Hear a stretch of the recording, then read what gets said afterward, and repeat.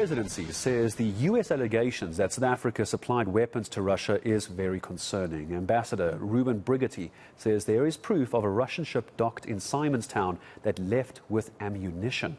For more on that, let's hear from Chris Hattingh from the Centre for Risk Analysis. Morning to you, Chris. Appreciate the time. And just how worrying is this to you? Because I'm sure you've looked into this as well. It really is not looking good from an international relations perspective. We're kind of playing a piggy in the middle at this point. But from a risk perspective, what's your take on this?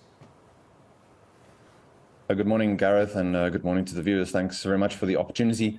Absolutely correct. It points to a weakening of relations and cordialness between South Africa and the US, both the ambassador's public posture in terms of his statements, but also in terms of the response by the presidency, which pointed to the establishment of an inquiry to look into the allegations, but feeds into the rising trend we've seen with the presidency maybe not being in control and on top of everything that happens. We saw this with the International Criminal Court and with various other events that have happened, including the powers that the electricity minister has or doesn't have. So this trend of who exactly is in charge, who knows what's going on. In terms of South Africa's trade relationship with the US, it is vital for the South African economy, for job creation, for duty-free access to the US. Of course, we have the Africa Growth and Opportunity Act agreement with the US. We don't have any similar agreements with other countries, and this gives duty-free access to over 1,800 South African products to US markets, the most developed economy in the world. In an environment of global growth, which is declining, of higher inflation, higher interest rates, we need as many opportunities for duty-free trade as are possible. And at this point in time, based on these statements yesterday, it looks like AGOA might not be renewed in 2025, and South Africa will lose that access. So there's the risk from an economic perspective as well, Chris. But tell me if you agree. At one point, I get the sense, and I don't know if it's as clear cut and as easy as this, but South Africa as a country, geographically, we sit between these two nations, Russia, America. You could argue Russia and China if you want to go that far. But at some point, we're going to have to start choosing which side our bread is buttered, AGOA or BRICS.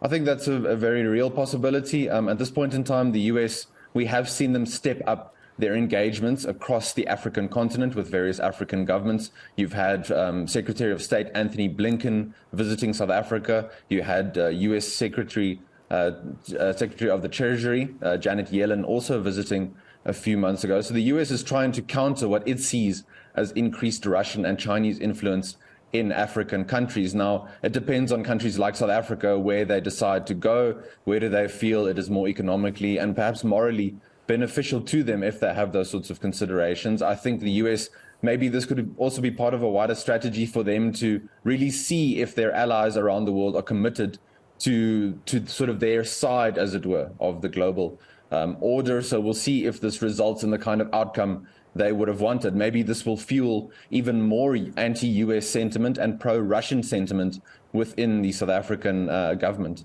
Let's bring it back into the risk analysis side, because it's always tricky when we talk about issues with South Africa, America, Russia, China, etc., because there's the risk analysis, but it borders so close to international relations, doesn't? Of course it does. I want to try and bring us back towards the risk analysis on this. From the presidency, from a perception, from a PR perspective, from the optics of this, here's the concern. And again, tell me if I'm misreading this, because this is the sense I'm getting from people on social media. If the president did know about this allegation that comes out to be true, the president did know about weapons being sent to Russia, he's complicit. If the president didn't know that there were weapons being sent to Russia, then he's not leading the country. No, look, Gareth, I agree with that assessment at this point in time. We might get more information that comes out, but right now, as we're speaking, I agree with those two sort of options in terms of interpreting the issue at this point in time, because, again, it feeds into more instances and events over time that have created the impression that maybe the presidency either is involved, and the president is involved with some of these things that have happened, or he's unaware. So is he in charge or is he not? It feeds into, in terms of international relations, lowering South Africa's stance on the global political diplomatic stage because of the weight we enjoyed after 1994 over the last 30 years after the emergence from apartheid, we enjoyed a lot of moral weight on the diplomatic scene, the international diplomatic scene. But at this point in time, you wonder how much that is being whittled away and whether we will enjoy the influence that we did beforehand. Will countries around the world, even allies that we might consider, like Russia and China, if they see vacillating and contradictory statements between the presidency and departments, even there, they will start to question, is a relationship with South Africa the best way to get into Africa, to invest in Africa, to increase investment, infrastructure, capital investment, all that sort of stuff? You wonder whether this is going to continue pushing that perception of South Africa further down the rungs.